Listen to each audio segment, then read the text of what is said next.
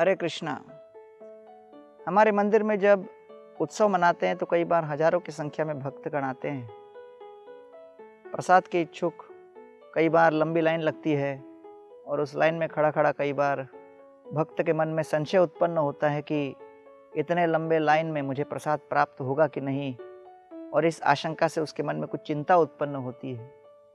और कई बार जो प्रसाद वितरण करता रहता है उसके मन में भी ये चिंता उत्पन्न होती है, क्योंकि सबको वितरण करने के बाद ही मैं भोजन स्वीकार कर पाऊंगा।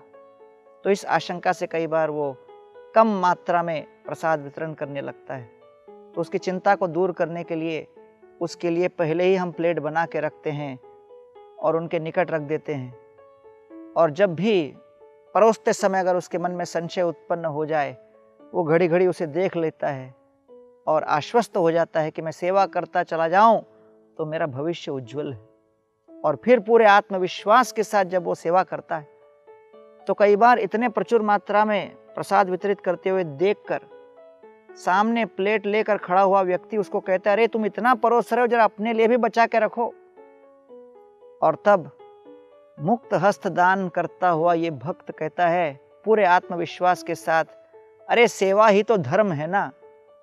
तो देखिए अचानक इतनी सकारात्मक वृत्ति कहां से उत्पन्न हुई, क्योंकि वो समझ गए कि अगर मैं इस प्रकार सेवा भाव के साथ रत रहा तो फिर हर प्रकार की परिस्थिति में हमारे भविष्य को देखभाल किया जाएगा। प्रगाढ़ प्रेमेर ए स्वभाव आचार, निज दुख विघ्नादीर नो करे विचार। प्रेम की परिभाषा दी गई है कि हर प्रकार की विकट परिस्थिति में, बाधाओं में जब हम संबंध को बनाए रखें और वो संबंध शिथिल न पड़े, उसको कहते हैं प्रेम। इसलिए प्रेम के संबंध में हर प्रकार से हम सेवा भाव और त्याग से प्रेरित कार्य करते हैं।